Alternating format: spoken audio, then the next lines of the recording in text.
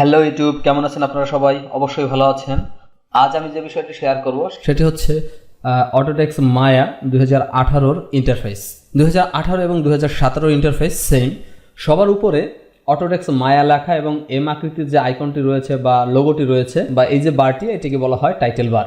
এখানে যে দেখেন লেখা আছে আনটাইটেল, আপনি যদি সেভ করেন, সেভ করার সাথে সাথেই নামটি পরিবর্তন হয়ে যাবে। আমি জাস্ট Ctrl+S প্রেস করে দেখাচ্ছি। আশিস রায় প্র্যাকটিস সেভ, এখানে ক্লিক করলাম। দেখেন সাথে সাথে ওখানে যে আনটাইটেল লেখা ছিল সেখানটা পরিবর্তন হয়ে এখানে নামটা এসেছে আশিস রায় প্র্যাকটিস। এই টাইটেল বারের নিচে যে বারটি রয়েছে এটাকে বলা হয় মেনু বার। এই মেনু বারের নিচে যে মেনুটা রয়েছে এটা মূলত বলা হয় মেনু সেট।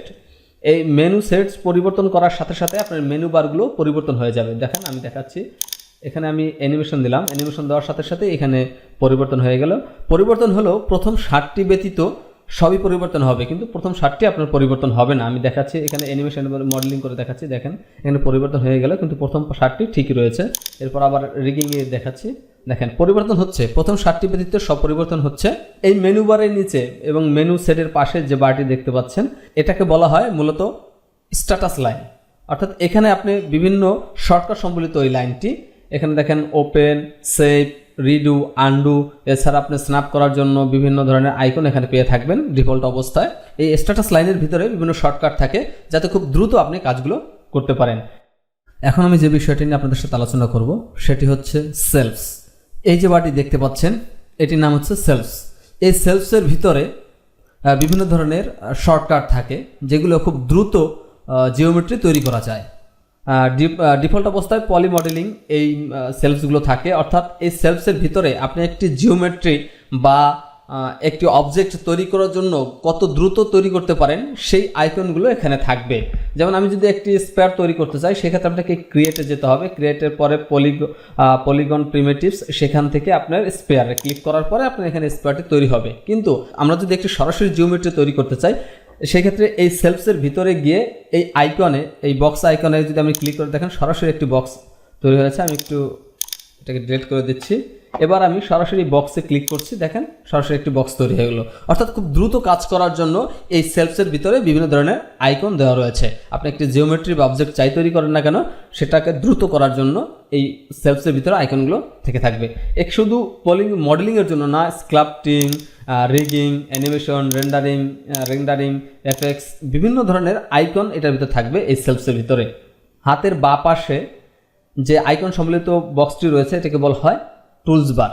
এখানে আপনি ট্রান্সলেটের জন্য এবং সিলেকশন করার জন্য বিভিন্ন টুলস পেয়ে থাকবেন।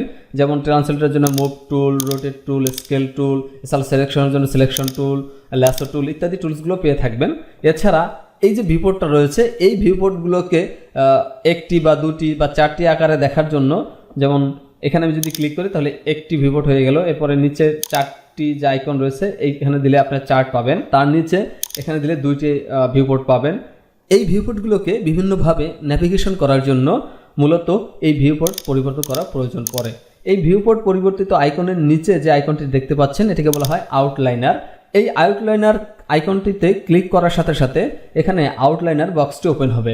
এখান থেকে আপনি যত অবজেক্ট তৈরি করবেন সেই অবজেক্টের বিভিন্ন তথ্য এখানে পেয়ে থাকবেন।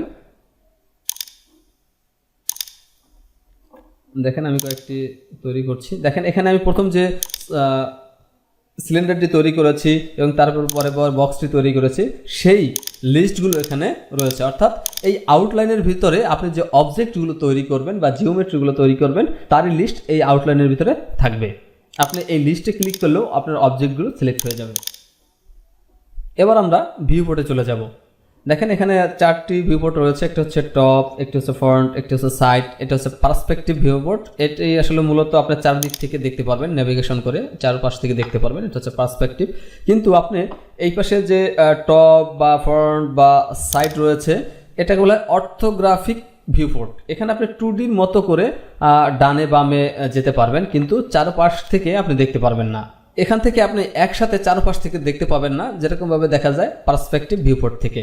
এই প্রত্যেকটা ভিউপোর্টের উপরে দেখেন এই যে আইকনগুলো রয়েছে, এই আইকনগুলোকে বলা হয় মূলত প্যানেলস টুলবার বা ভিউপোর্ট টুলবার। একটি ভিউপোর্টে আপনি একটি জিওমেট্রি বা অবজেক্টকে কত সহজে দেখতে পারেন বা কত দ্রুত কত আনন্দদায়কভাবে দেখতে পারেন বা কাজ করতে পারেন, সেই টুলসগুলো মূলত এখানে রয়েছে। আমরা যদি এই অবজেক্টটাকে, আমরা একটা ভিউপোর্টে চলে যাচ্ছি, আমি স্পেস বার চাপ দিয়ে একটি ভিউপোর্ট করে নিলাম। এই মুহূর্তে অবজেক্ট দুটি শেডেড অবস্থায় রয়েছে। আমরা যদি এটিকে এখানে ক্লিক করি, দেখেন এখানে ক্লিক করার সাথে সাথে এটি ওয়্যার ফ্রেম এবং শেডেড দুটি অবস্থায় রয়েছে। শুধু ওয়্যার ফ্রেম অবস্থায় দেখতে চাইলে এই ওয়্যার ফ্রেম বাটনে ক্লিক করতে হবে, শেডেড বাটনে দেখতে হলে শেডেড বাটনে ক্লিক করতে হবে। ওয়্যার ফ্রেম এবং শেডেড বাটনে যদি ক্লিক করি তাহলে এই ওয়্যার ফ্রেম এবং শেডেড বাটনে ক্লিক করলেই আপনি এগুলো এইভাবে দেখতে পাবেন। এবার আমি যে বিষয়টি শেয়ার করব সেটি হচ্ছে ওয়ার্ক স্পেস নিয়ে। দেখেন হাতের ডান পাশে সবার উপরে একটি স্পেস জায়গা রয়েছে, এখানে লেখা রয়েছে ওয়ার্ক স্পেস। আপনি কোন ধরনের কাজ করেন তার উপর ডিপেন্ড করে আপনি এই ওয়ার্ক স্পেস সাজাতে পারবেন। যেমন আপনি যদি মডেলিং করে থাকেন তাহলে মডেলিং ওয়ার্ক স্পেস চয়েস করে নিলে আপনি মডেলিং সংক্রান্ত সমস্ত টুলস সম্বলিত আইকনগুলো সামনে চলে আসবে বা শর্টকাটগুলো সামনে চলে আসবে। এছাড়া আপনি যদি অ্যানিমেশন করে থাকেন তাহলে অ্যানিমেশন ওয়ার্ক স্পেসে ক্লিক করেন। এখানে অ্যানিমেশন ওয়ার্ক স্পেস ক্লিক করার সাথে সাথে অ্যানিমেশন সংক্রান্ত সমস্ত আইকনগুলো আপনার চোখের সামনে চলে আসবে, যাতে আপনি খুব দ্রুত কাজ করতে পারেন। এছাড়া আপনার স্ক্লাপটিং যদি করেন, স্ক্লাপটিংয়ের জন্য যে বিষয়গুলো রয়েছে সেগুলো আপনার চোখের সামনে একদম সরাসরি চলে আসবে, শর্টকাটগুলো সরাসরি চলে আসবে। মূলত ওয়ার্ক স্পেসের পরিবর্তনের কারণ হচ্ছে আমি যে কাজগুলো করতে চাই সেই কাজগুলো দ্রুত যেন করতে পারি, সেই জন্য এই বিভিন্ন ধরনের ইন্টারফেসের পরিবর্তন করা যায়। এরপরে চলে যাব মায়া টাইমলাইনে। দেখেন নিচের দিকে একটি স্লাইডার রয়েছে, যে এই স্লাইডারটিকে মূলত বলা হয় টাইমলাইন স্লাইডার।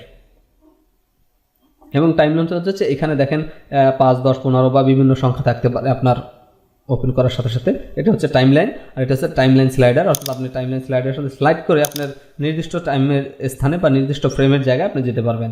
এখন যে বিষয়টা শেয়ার করবো সেটা হচ্ছে চ্যানেল বক্স বা লেয়ার এডিটর।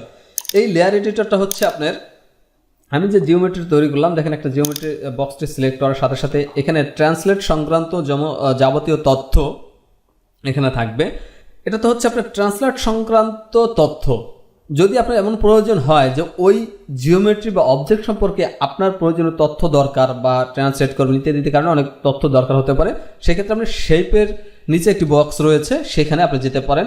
ওই শেপ বা ওই জিওমেট্রি বা ওই অবজেক্টটিকে সিলেকশন করে এই শেপের নিচে যে নামটি থাকবে এখানে ক্লিক করেন। ক্লিক করার সাথে সাথে এখানে আপনার প্রয়োজনীয় তথ্য চলে আসবে, যে কতটুকু হাইট ইত্যাদি ইত্যাদি এইখানে চলে আসবে। এবং তার নিচে যে জায়গাটা রয়েছে দেখেন ডিসপ্লে এবং অ্যানিমেশন। এটা মানে হচ্ছে অ্যানিমেশন, এটা হচ্ছে লেয়ার। যারা ফটোশপে কাজ করেন তারা অবশ্যই জানতে পারবেন আসলে লেয়ারটা কি। লেয়ার নিয়ে আসলে বিস্তারিত আলোচনা পরে করবেন। মূলত যে বিষয়গুলো ইন্টারফেস সম্পর্কে আমি জানতে পেরেছি, শিখতে পেরেছি, সেই বিষয়গুলো আপনাদের সাথে আমি শেয়ার করলাম। অবশ্যই আমার ভুল ত্রুটিগুলো আপনারা কমেন্ট বক্সে কমেন্ট করে জানাবেন, তাহলে আমি সেটাকে অবশ্যই শুধরে নিতে পারবো। সকলকে অসংখ্য ধন্যবাদ।